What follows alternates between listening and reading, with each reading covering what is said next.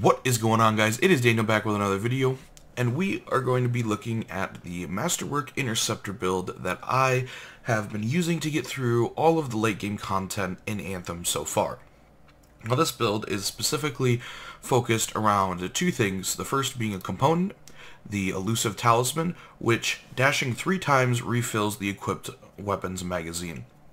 Now, this is very, very important for the build that we're doing, and you have to have it. If you don't have it, unfortunately, this build will not work as efficient as if you did have it. The reason that you need this is what I originally thought that this did was when you dash 3 times, it pulled out of your reserves to refill your magazine. But it does not actually touch your reserves at all. It just gives you a free magazine when you dash 3 times. Now, I'm not sure if this is how they intended this to work. It might get fixed. It might stay the way it is. I have no idea. But it's definitely very, very strong when paired up with the Devastator, or the Truth of Tarsis. The Devastator is a sniper rifle that shoots an explosive payload. It has 1 bullet in the magazine and 6 in reserve normally.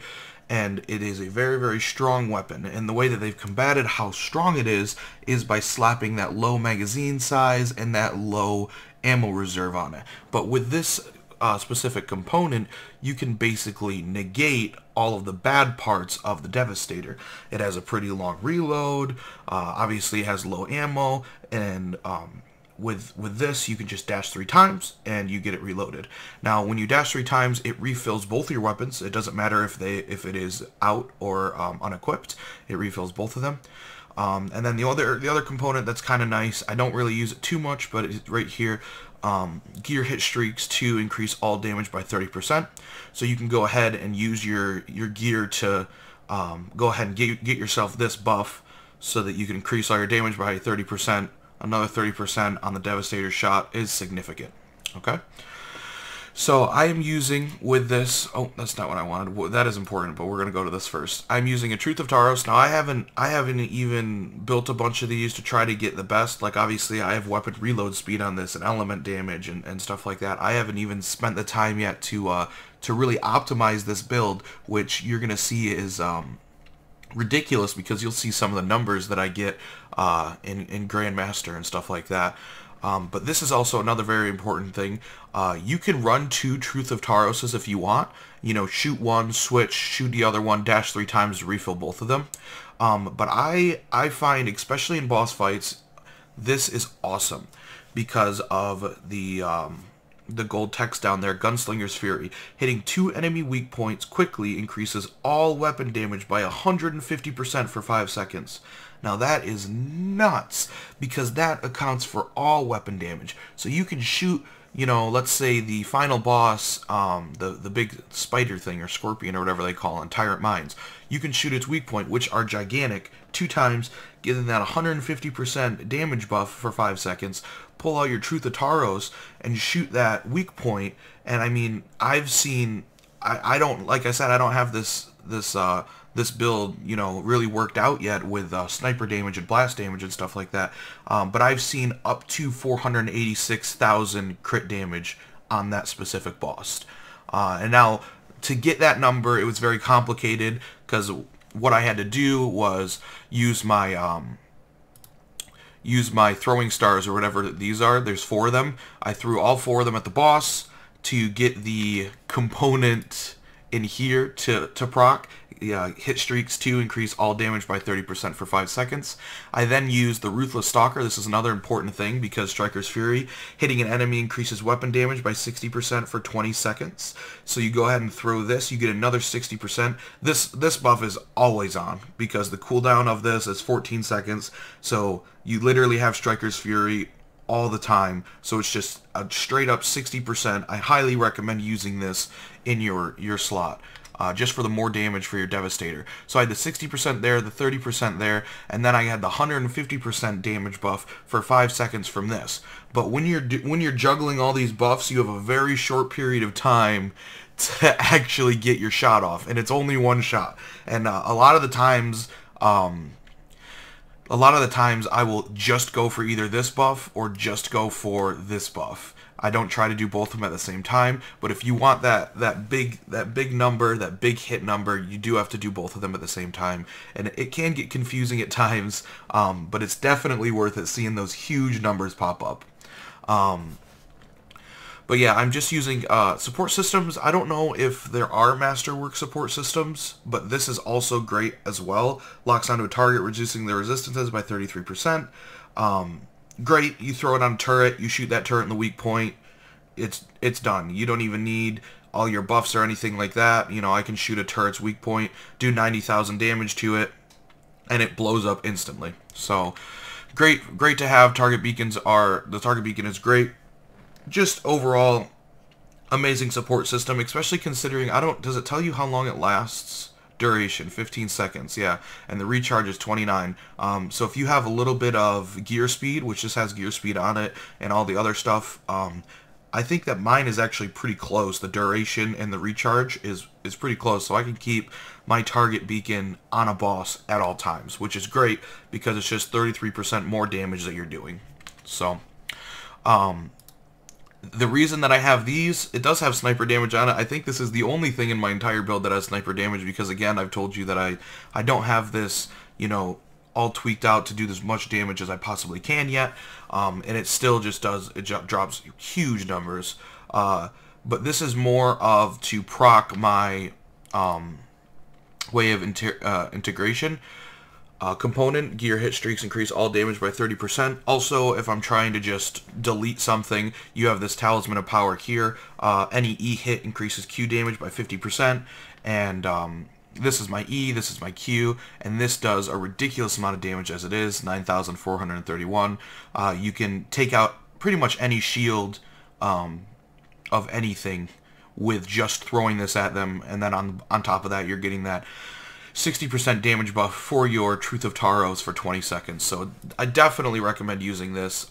You don't need the legendary version. The legendary version, the only thing that it does is increase the damage of it.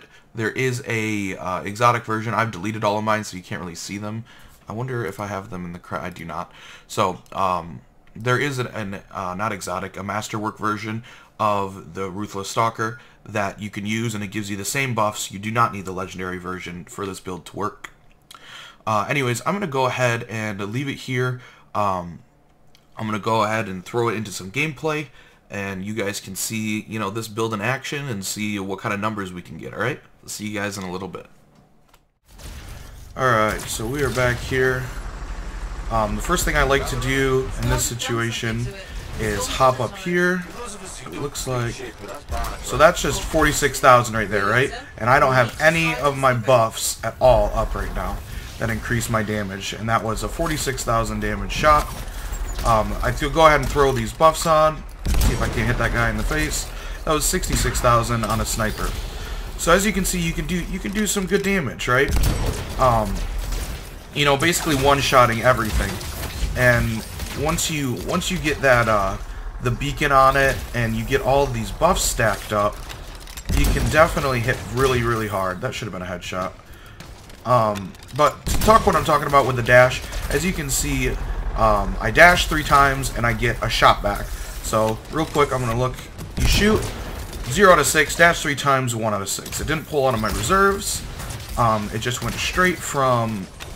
I just got it basically out of nowhere. So it is really nice to have.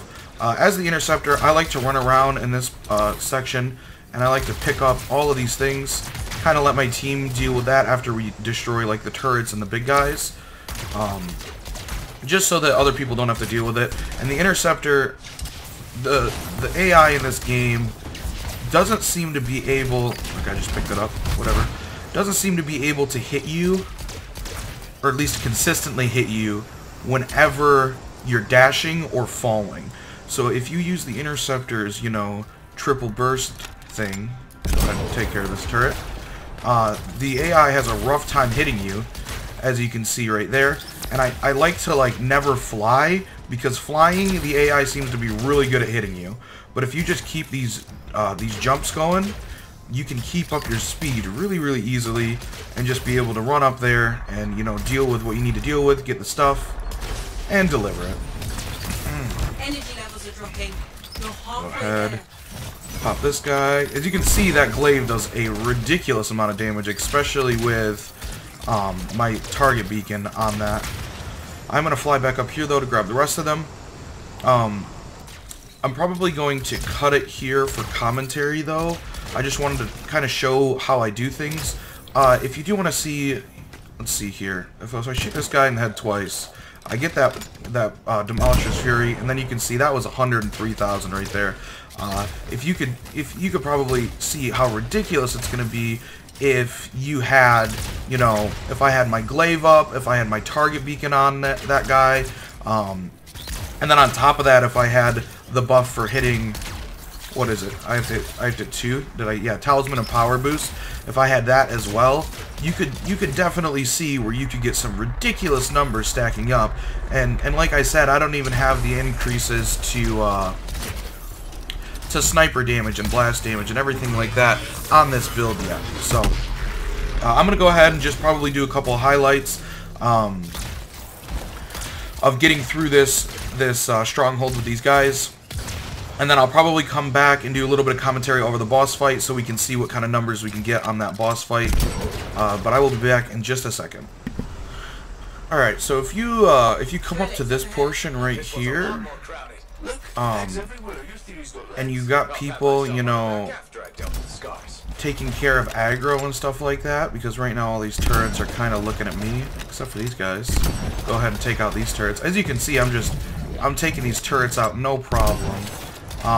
When they start looking at you, you got a bit of a problem because you can't see those weak points. But you know, it only takes a couple of shots to really get him going. You can see his weak point there, and there he goes. So just like that, all those turrets in this area are done for. And right after that, because I'm an interceptor, I like to run around, grab all the echoes so my team doesn't have to deal with it. And not necessarily, I don't like to start the next wave immediately in this section, because that can be kind of annoying. But I do like to get all the echoes. And then sometimes while I'm up there, I like to pick off those snipers, because those snipers can be really, really annoying. But just the fact that you can, you know, you can take care of those turrets so quick and so easy, and even on the higher Grandmaster difficulties, I only have to shoot them 2 to 3 times, depending on what level and what kind of buffs that I have up, to see how much damage I can do. Oh, I didn't dash 3 times that time. Sometimes that happens, but it's not the end of the world. Also, this gun can combo. I don't know if I even said that. If you have the Exotic Devastator, it can combo on critical shots if it is primed, which is awesome. Go ahead and hit this guy real quick. See what I can't do for him. It's unfortunate. I just used my stuff on that guy, so killing this boss isn't going to be quite as quick. Come on, get up here. All right.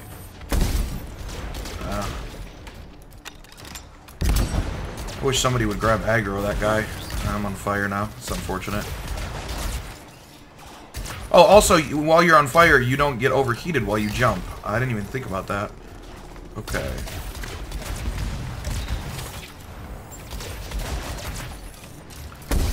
Alright, I'd love to hit your crit spot. I suck.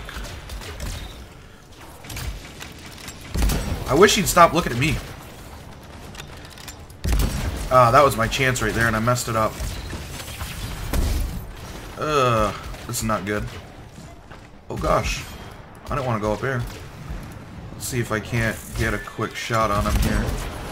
Oh, he's dead. Unfortunately, we couldn't get a shot on that guy. He really wanted to kill me. Alright.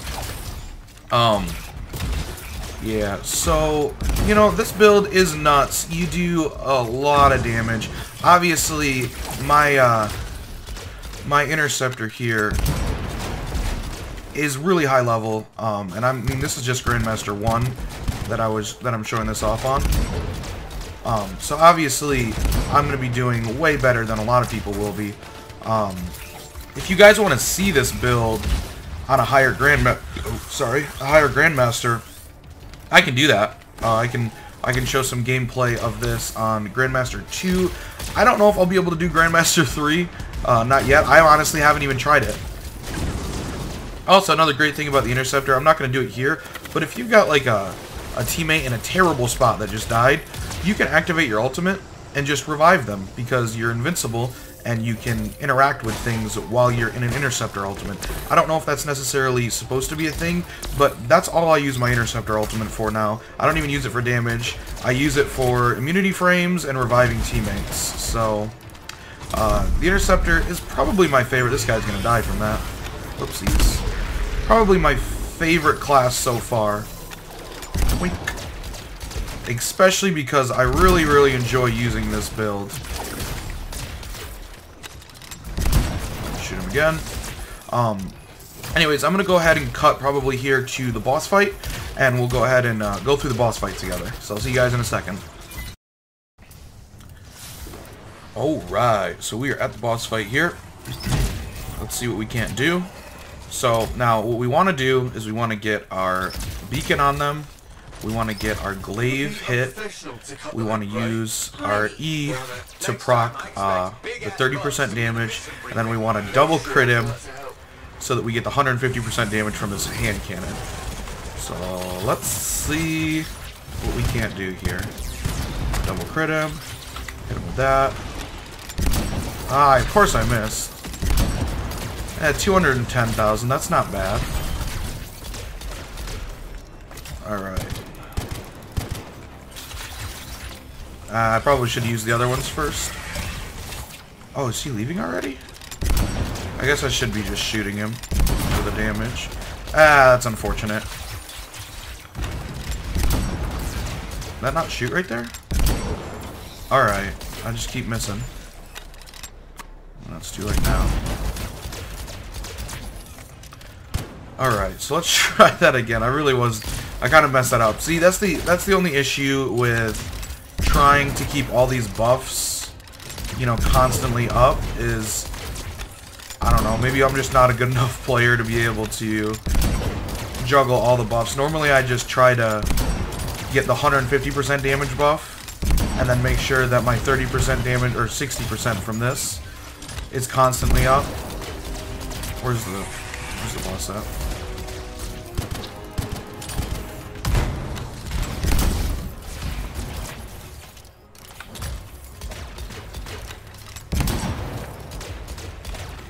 Alright. Is he leaving already? I'd really love it if he... We haven't even done that much damage to him. As you can see, though, I am chunking him without my buffs up right now. That was only 74,000. But, I really wish he'd stop leaving. Give me a second to do something here. This gun is really good at killing groups of enemies because of the blast damage. It's alright at, you know, you shoot right in the middle, you do a substantial amount of damage to all of them. Where's the boss going to come from this time? Yes.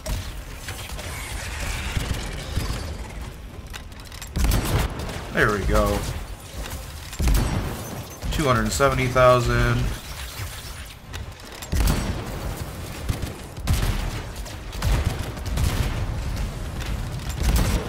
$200,000. See if I can't pop that real quick. There we go. That's what I'm looking for. Hit him with those. And the boss is dead. Just like that. And that's what I wanted to have happen the first couple times, but I was kind of struggling. If you can keep popping those while he's up, you can just stun lock him, and he'll never be able to climb up the wall. And that's how you one-phase him. So, if you guys enjoyed the video, go ahead and leave a like and subscribe. Thank you guys so much for watching, and as always, I'll see you in the next one.